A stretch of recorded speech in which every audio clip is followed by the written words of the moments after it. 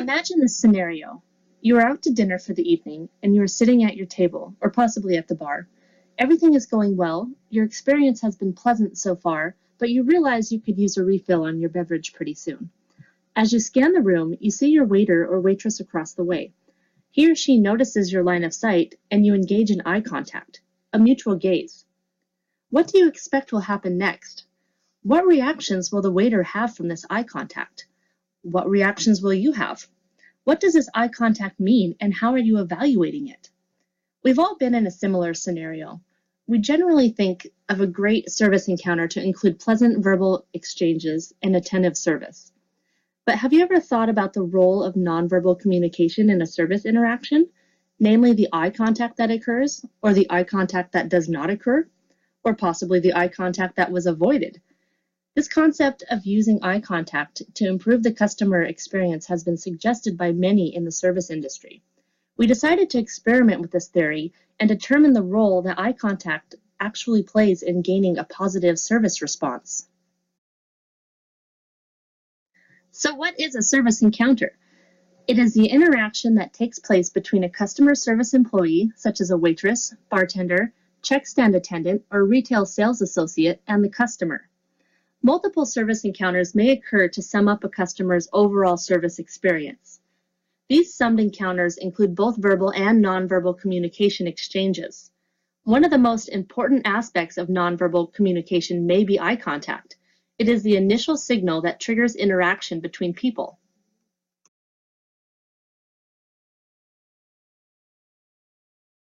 We collect a lot of information about customer service workers from eye contact.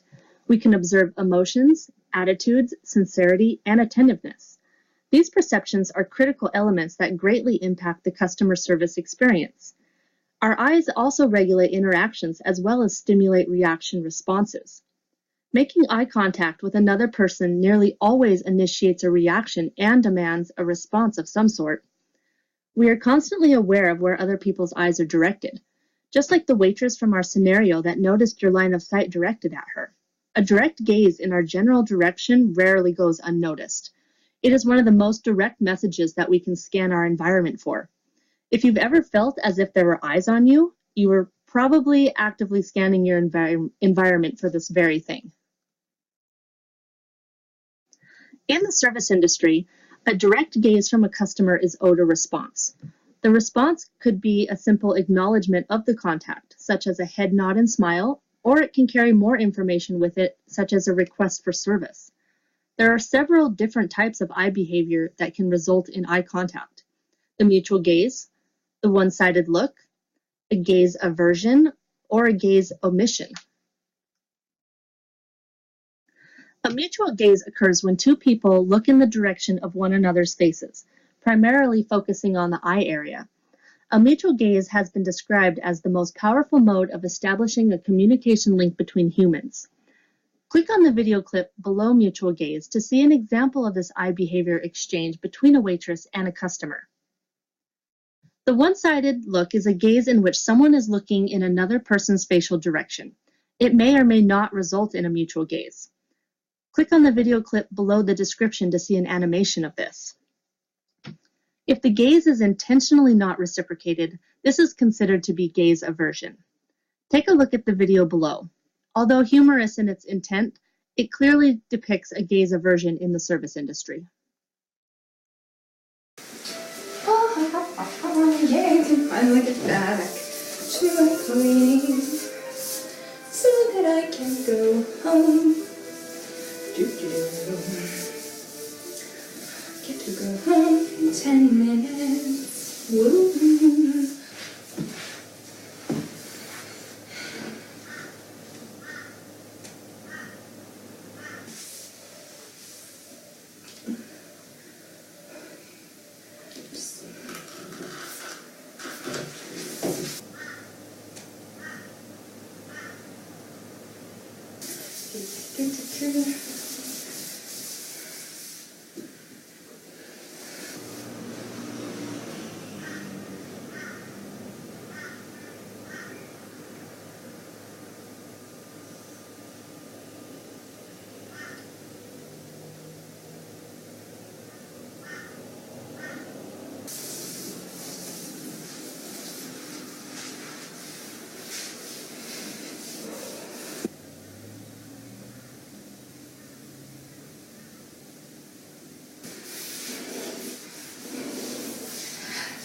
just grab a number. Oh, hi. Can I get 2 coffees, please? Sure. I can get that for you. Thanks.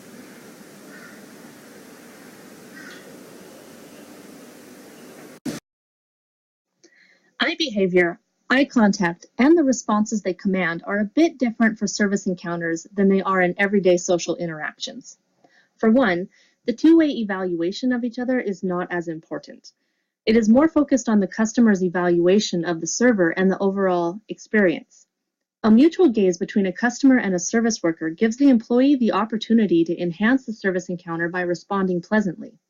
If an unpleasant evaluation occurred in a purely social situation, we would end the interaction right then and there. No further contact is made. We know this is not the case for a service encounter.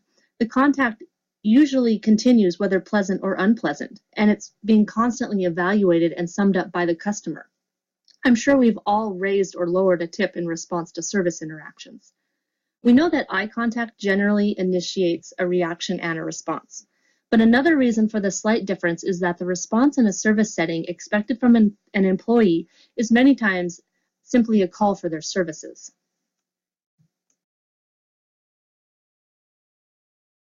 Eye contact and the responses provided in service encounters can positively or negatively affect the customer's overall experience. With this social experiment, we aim to explore the role that eye contact plays in employee-customer interactions and understand the behaviors that affect customers' overall service encounter satisfaction. Now that we have a better understanding of what a service encounter is, the importance of eye contact, and the types of eye behavior that we are looking for, whether it's a mutual gaze or a gaze aversion or no eye contact at all, we can move on to the hypothesis of our experiment. So the null hypothesis is that eye contact plays no role in the service encounter, whether positive or negative. The alternative, or what we're trying to prove, is mutual eye contact will demand a customer service response.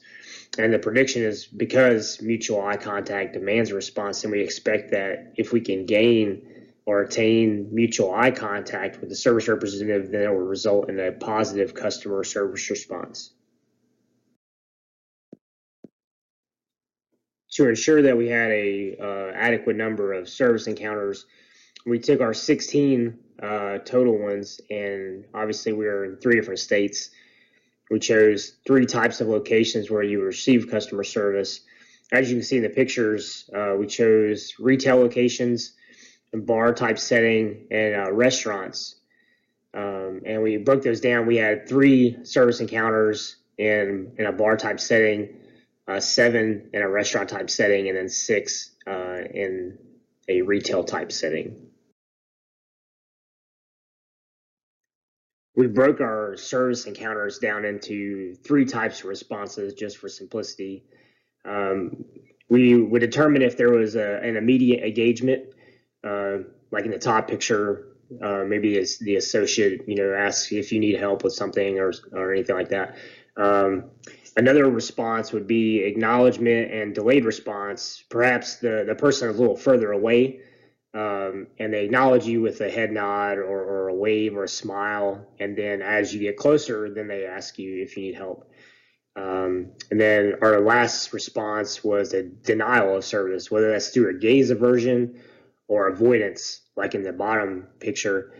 We've all practiced gaze aversion or avoidance if we were in a store and didn't want someone to ask us if we need help, or maybe there's someone you didn't really want to talk to, you would avert your eyes so you didn't make eye contact. So those are the 3 that we were looking for. Here are a couple of clips talking about eye contact in customer service. The first one is from a customer service expert that talks about the use of eye contact with people that are coming in or your customers. The second one talks more about you as the customer, your use of eye contact and gaining a positive service response. This one happens to take place in a bar type setting, and it was part of a study. You only need to really watch like the first 50 seconds of that to get the idea of where they were going.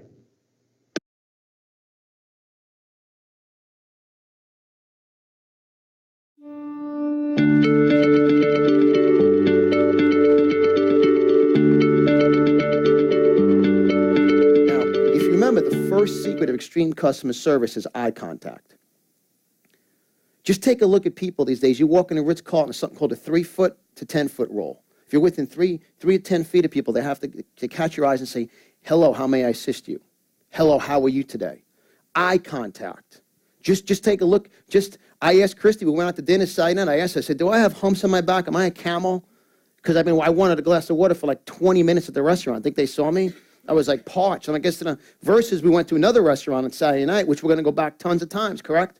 And I asked the server, I said, who's trained you? I said, I'm a small business expert. I teach extreme customer service. I said, your words from the second we walked in here, the eye contact, when the server stops and says, go ahead, sir, my apologies, looked me in the eye, I'm like, this is not normal. I said, I'm not coaching them. Who's coaching them? Because that's unique. Eye contact. Look people in the eye.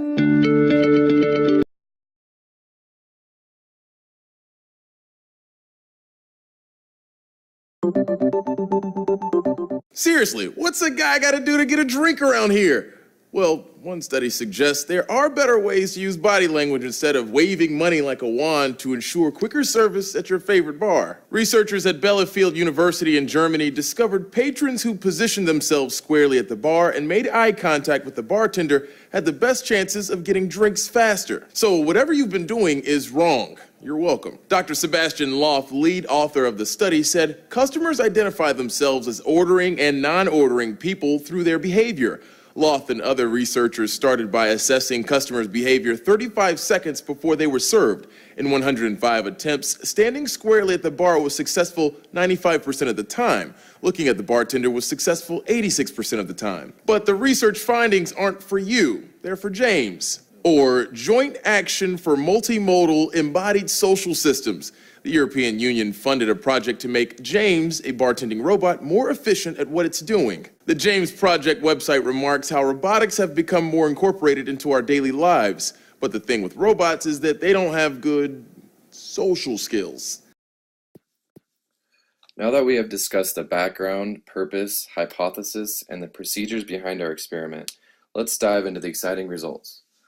Out of the 16 trials that were conducted, 9 of them resulted in mutual gazes. The customer made initial direct eye contact towards the service member, which was eventually reciprocated.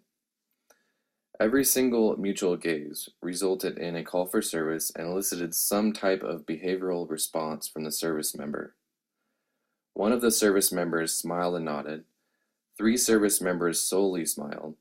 2 nodded their heads. 2 raised their eyebrows, and the last one responded with a hand gesture. As you can see on the right data table, there were 3 resulting gaze aversions. Direct eye contact was made by the customer, which the service member quickly averted. Now, why did they decide to avert instead of maintain eye contact? Were the service members just busy? It can sometimes be a very challenging message to decode. Gaze aversion is a nonverbal communication tool we use in order to manage our cognitive load. Most likely, the service member's brain was processing too much in order for them to initiate a service request.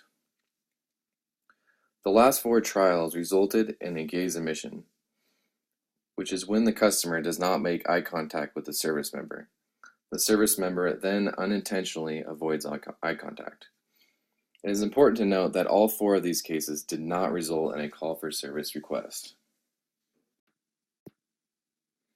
As you can see, in this experiment, mutual gaze type responses were the most common and took up 56% of the total responses, as you can see on the pie chart. Once eye contact was initiated, it was very common for this eye contact to be reciprocated. 19% resulted in gaze aversion, while the other 25% resulted in gaze omission. Now let's get back to the hypothesis, which stated that eye contact or lack thereof will demand a customer service response. On the left pie chart, you will see that 92% of direct eye contact service encounters resulted in an effective call for service. In all direct eye contact cases, the service member instantly returned a verbal or nonverbal message to the customer that was decoded as a mutual service request understanding between the sender and receiver. Now take a look at the right pie chart that represents the effectiveness of indirect eye contact eliciting a service request response. 100% of the indirect eye contact trials resulted in no service request responses, which tells us that indirect eye contact is not effective in initiating a service response request. The results here are very conclusive. Direct eye contact is definitely very efficient in evoking an initial request for service. This doesn't mean that you will receive a successful service request response every time you make direct eye contact with a service member, but it does explain that the probability is much higher compared to making indirect eye contact as shown in this study. This result is also very important for any type of a desired response from another person in many different social scenarios. Since our eyes are responsible for processing nearly 83% of the information that comes from our senses, it just reaffirms the predominant effectiveness of customer eye contact in the service industry in order to productively initiate and maintain service response communication channels. Thank you for watching and listening to this presentation, and we hope this experiment has provided some beneficial and insightful knowledge towards the world of effective nonverbal communication.